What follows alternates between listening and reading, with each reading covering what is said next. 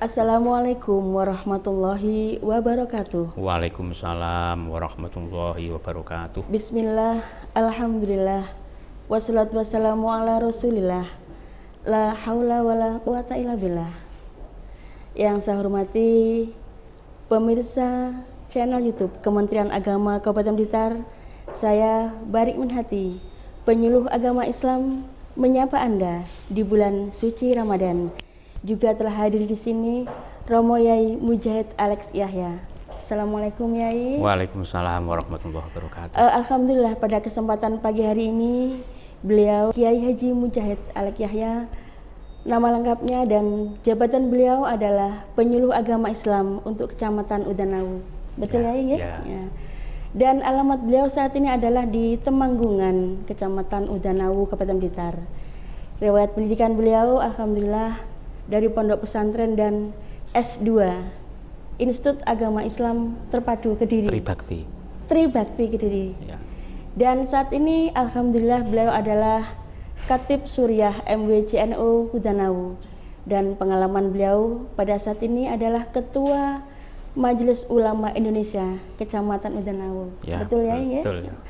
Dan untuk organisasi beliau adalah Lembaga Bahsul Masail. Ya.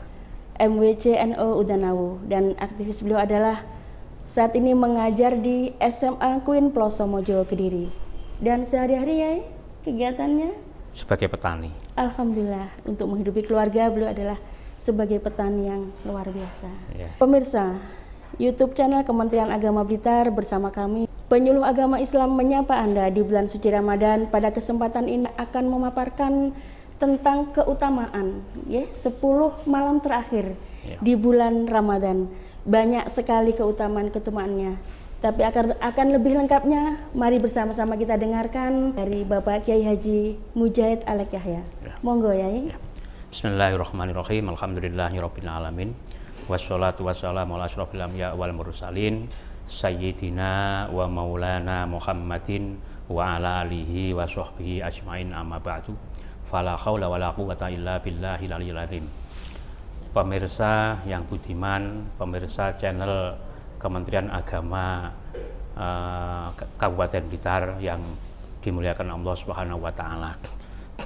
Pada bulan Ramadan ini, kata Rasulullah SAW itu terbagi dalam 3 kategori. Dalam 30 hari atau dalam 1 bulan itu. Seperti yang disabdakan oleh beliau, awwaluhur rahmah wa awsatul maghfirah wa akhiru itqun minan nar. Jadi bulan Ramadan yang 30 hari ini, 10 hari yang pertama itu adalah Allah memberikan rahmatnya kepada orang-orang yang melakukan berpuasa karena iman dan takwa tadi itu. Karena iman dan ingin mendapatkan ridho Allah Subhanahu wa taala. Itu yang pertama. Yang kedua, Allah akan memberikan pengampunan dari 10 hari yang kedua, berarti mulai tanggal 11 mulai tanggal 11 sampai 20 Allah memberikan pengampunan kepada siapapun umat Islam yang melakukan ibadah puasa. Dan yang terakhir yang kita bahas pada pertemuan kali ini adalah yang terakhir, yang sepertiga yang terakhir. Sepertiga yang terakhir itu adalah itqun minan nar. Allah akan membebaskan umat Islam yang melakukan ibadah puasa itu, membebaskan dari api neraka itu sendiri. Hadirin pemirsa yang budiman yang dimuliakan Allah Subhanahu wa taala. Sepertiga yang terakhir ini memang sangat istimewa ketika dibandingkan dengan malam-malam 1 sampai malam yang ke-20. Apalagi dalam sepertiga yang terakhir ini ada yang namanya Lailatul Qadar. Inilah istimewanya. Istimewanya Lailatul Qadar, seperti yang disabdakan oleh Rasulullah SAW, bahwa Lailatul Qadar ini memiliki nilai yang luar biasa jika dibandingkan dengan di luar Lailatul Qadar. Jadi dalam Al-Quran dijelaskan bahwa inna anzalnahu fi lailatul qadr wa ma adraka ma lailatul qadr lailatul qadri khairum min alfi syahr. Intinya pada yang ketiga, bahwa Lailatul Qadri khairun min alfi syahr, bahwa malam Lailatul Qadar, 1 malam Qadar itu lebih baik dibandingkan dengan 1000 bulan yang di situ tidak ada Lailatul Qadarnya. Hal ini memang sudah dinas oleh Allah Subhanahu wa taala bahwa umat Islam ini umat yang terbaik. Segala-galanya selalu istimewa. Segala-galanya. Makanya kalau zaman dulu ada seorang Bani Israel, ada pengikut Nabi Musa alaihissalam yang usianya itu lebih dari 100 tahun, kemudian dia melakukan ibadah. Di malam hari dia qiyamul lail, di siang hari dia juga melakukan ibadah, ya, baik ibadah yang hubungannya dengan vertikal pada Allah, ibadah yang hubungannya dengan sosial. Semuanya punya nilai ibadah selama 1000 bulan. Jadi 1000 bulan itu kalau dikalkulasi itu sama dengan 83 tahun lebih 4 bulan. Itu yang dilakukan oleh mereka, yang dilakukan oleh satu orang tadi itu. Jadi dia ibadah terus seperti itu. Nah ini berarti kan luar biasa ini. Luar biasa. Jadi selama 1000 bulan dia itu tidak henti-hentinya untuk melakukan ibadah. Tidak henti-hentinya untuk melakukan ibadah. Dia ada perang, dia ikut perang. Malam hari dia qiyamul lail. Siang hari juga ibadah juga. Makanya umat Islam ini kata Allah kan harus lebih baik. Umat Islam itu umat yang terbaik. Kuntum khairu ummatin ukhrijat linnas. Oleh karena itu hadiah dari Allah Subhanahu wa taala, diberilah umat Islam itu namanya Lailatul Qadar. Siapapun orangnya, kalau dia mau beribadah di Lailatul Qadar itu, maka dia sama dengan atau bahkan lebih baik dibandingkan dengan ibadahnya satu orang hamba dari kelompok Bani Israel tadi itu, yang mereka adalah 1000 bulan itu sendiri. Jadi umat Islam untuk menuju kebaikan, untuk melebihi kebaikannya orang Bani Israel tadi itu, cukup dengan satu malam itu dia beribadah. Nah, di Lailatul Qadar itu tidak usah berulang-ulang, satu aja udah cukup, udah mengalahkan mereka. Apalagi selama hidupnya itu kok menemui bulan Ramadan sampai 40 kali, ada yang menemui Ramadan sampai 50 kali. Terus setiap Lailatul Qadar dia selalu ngisi dengan kegiatan-kegiatan yang bernuansa ibadah, bernuansa tawadhu, beribadah kepada Allah Subhanahu wa taala, maka dia punya nilai yang luar biasa. Kalau misalnya dia itu beribadah dalam hidupnya menemui Lailatul Qadar 10 kali saja, berarti 10 kali 1000 bulan. Dia sama dengan beribadah 1000 kali bulan. 10.000 kali bulan, bisa dibayangkan berapa banyak pahala yang ia terima. Ini. Jadi oleh karena itu pada malam-malam Lailatul Qadar ini sudah disabdakan oleh baginda Rasul juga bahwa Lailatul Qadar itu akan jatuh pada malam-malam ganjil. 10 hari yang terakhir mulai 21 sampai 29. Jadi yang ganjil-ganjil, pastinya nggak disampaikan, yang ganjil-ganjil itu dari 21, 23, 25, 27, 29, nah itu tempatnya di situ. Makanya umat Islam ini diharapkan oleh baginda Rasul, dihimbau oleh baginda Rasul supaya ketika masuk malam 21 sampai selesai itu, sampai yang ganjil-ganjil itu, hendaknya itu lebih memperbanyak. Jadi tingkatan kuantitas ibadahnya dan kualitas ibadahnya lebih ditingkatkan. Karena di situ ada Lailatul Qadarnya tadi itu. Rasul sendiri juga mencontohkan, bukan hanya menyabdakan, Rasul juga mencontohkan bahwa ketika malam Lailatul Qadar itu, ketika tanggal 21 sampai tanggal 29 itu, Rasulullah tiap malam itu bangun, tidurnya dikurangi, bahkan beliau mengajak kepada keluarganya untuk bangun, untuk melakukan ibadah di malam Lailatul Qadar itu sendiri. Jadi dengan bahasa lain, sampai Rasulullah mengencangkan ikat pinggangnya, terus gak ada yang lain kecuali yang ibadah. Mungkin ada yang baca Quran, mungkin ada yang iktikaf, ya macam-macam yang wiridan dan seterusnya. Yang penting nuansa ibadah, mungkin baca Quran lebih bagus juga. Jadi Rasul juga menyatakan bahwa siapapun yang beriktikaf atau siapapun yang memuliakan malam Lailatul Qadar itu dengan mengisi ibadah-ibadah yang diharapkan, yang diperintahkan oleh Allah Subhanahu wa taala, maka dosa-dosanya selama 1 tahun diampuni oleh Allah. Dosa-dosanya diampuni oleh Allah Subhanahu wa taala. Jadi sama dengan puasa sepenuh. Jadi siangnya dia puasa, kemudian malamnya itu dia qiyamul lail. Ini yang disabdakan oleh baginda Rasul. Karena itu para pemirsa semua yang budiman, mari tanggal 21 sampai tanggal 20 sampai akhir puasa itu, mari kita benar-benar kita perhatikan, kita berlomba-lomba untuk melakukan ibadah dalam rangka apa? Dalam rangka untuk mendapatkan pahala yang luar biasa dari Allah Subhanahu wa taala, dan di situ juga ada nuansa itkun minan nar, kita akan diselamatkan dari neraka itu sendiri. Demikian yang disampaikan. Monggo. Terima kasih Yai, sungguh luar biasa nggih. 10 hari terakhir di bulan Ramadan nggih. Ada 10 pertama Allah memberi rahmat. Ya. Di 10 hari yang kedua Allah memberi pengampunan. Dan lebih luar biasa lagi, ketika 10 hari di hari terakhir Allah memberikan pengampunan untuk menjauhkan dari api neraka. Pembebasan dari api neraka.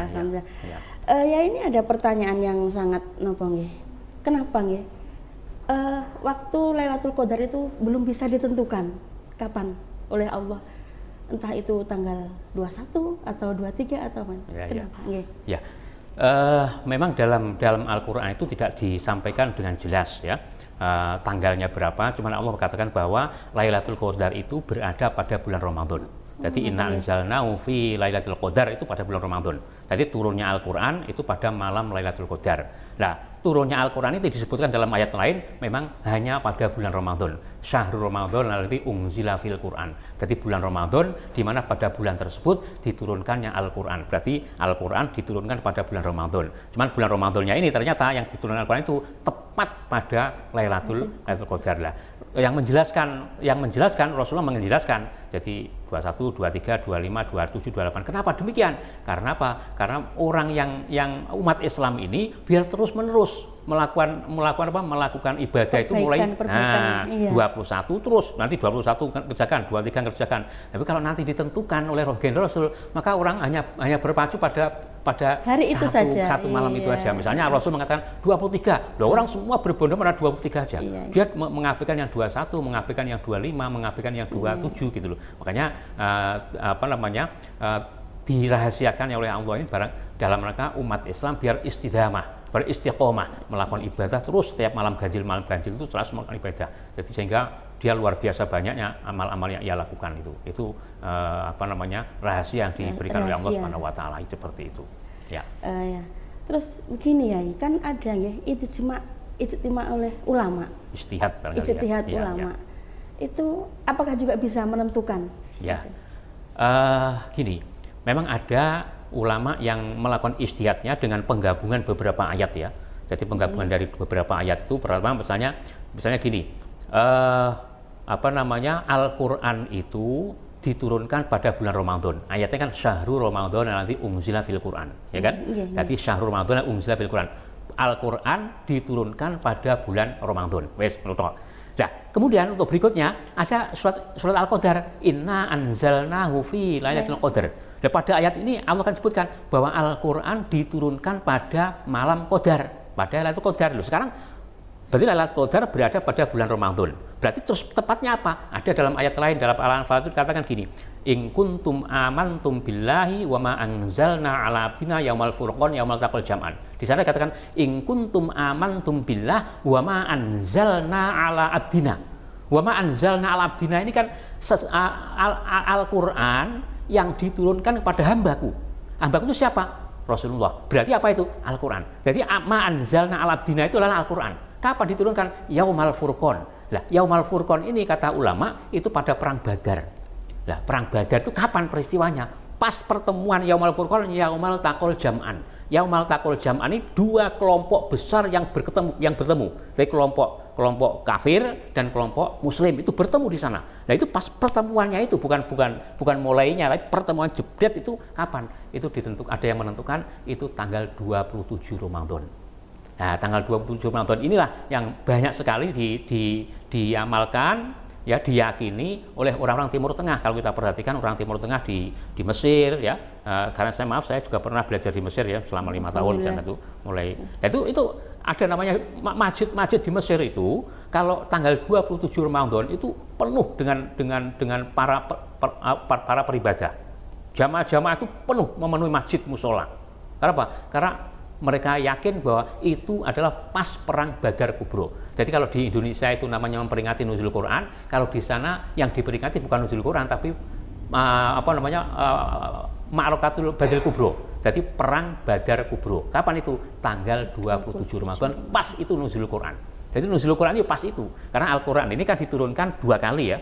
Maka redaksi dalam Al-Quran itu yang ada pakai anzala, ada yang pakai nazzala. Jadi kalau kita di pesantren belajar tasrif itu kalau nazzala ini diturunkannya itu diangsur gitu ya.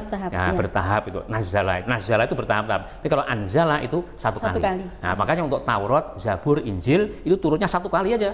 Karena pakai anzala semua. Kalau kita perhatikan dalam Al-Quran, semua dalam Al-Quran, kalau yang namanya Injil, Zabur, Taurat itu selalu menggunakan anzala. Jadi anzalat Taurat wal Injil, selalu begitu. Tidak pakai nazala. Tapi Al-Quran ini pakai anzala juga pakai nazala. Jadi kalau lihat dalam surat itu ada nazzala alaikal kitab bil haqq. Ya, nanti surat Ali Imran itu ada nazzala alaikal kitab bil haqq. Itu pakai nazzala itu. Nah, kalau nazzala itu makanya kalau pakai anzala ini dari Allah diletakkan di Lauh Mahfuz. Dari Allah diletakkan di Lauh Mahfuz. Lauh Mahfuz diturunkan ke dunia, ke langit dunia. Nah itu loh, dari proses dari Lauh Mahfuz ke langit dunia ini itu tanggal 27 Ramadan sesuai dengan yang tadi itu. Dan dari langit dunia menuju Nabi Muhammad ini yang berangsur-angsur, yang dalam Al-Quran menggunakan nazzala alaikal kitab tadi itu. Inilah istihadnya ulama di sini ini. Kenapa mereka berani sampai istihadnya itu mencetuskan 27 Ramadan karena pengumpulan dari 3 ayat Al-Quran tadi itu. Syahrul Ramadan alladzi unzila fil Quran, inna anzalnahu fi lailatul qadar. Terus kemudian surat Al-Anfal itu in kuntum amantum billahi wa ma anzalna ala abdina yaumal furqan yaumal taqal jam'an. Demikian penjelasan saya. Luar biasa pemaparan Kiai Mujahid yang tentang keutamaan Al-Quran khususnya di bulan Ramadan 10 malam terakhir. Ya. Terima kasih Yai, mungkin ada pesan-pesan untuk pemirsa kaitannya dengan keutamaan Ramadan yang hubungannya erat dengan keutamaan Al-Quran. Ya. Para pemirsa yang budiman, Allah sudah memberikan kepada kita kesempatan, waktu, usia bisa menemui pada bulan Ramadan. Apalagi bisa menemui pada Lailatul Qadar yang telah disampaikan oleh baginda Rasul. Mari kesempatan ini kita manfaatkan, kita isi dengan amal-amal soleh, amal-amal hasanah. Barangkali itu merupakan tabungan kita. Toh mengisi itu tidak harus menjadi orang kaya, semua orang bisa. Namanya baca Quran di rumah boleh, kita itikaf di masjid, semua orang bisa. Tidak mengenal itu kaya, tidak mengenal itu miskin, tidak mengenal itu rakyat biasa atau punya jabatan, semuanya bisa. Oleh karena itu mari kesempatan ini kita gunakan, kita isi. Kita dikasih kesempatan, kita isi supaya kita ini menjadi orang yang beruntung di hadapan Allah Subhanahu wa Ta'ala. Demikian. Alhamdulillah. Terima kasih Yai atas pemaparannya. Pemirsa YouTube channel Kementerian Agama Kabupaten Blitar, saya Barik bin Hati dan Yai Mujahid undur diri. Terima kasih atas perhatiannya dan mohon maaf atas segala kekurangannya. Wallahul muwaffiq ila aqwamit thoriq. Wassalamualaikum warahmatullahi wabarakatuh. Waalaikumsalam warahmatullahi wabarakatuh.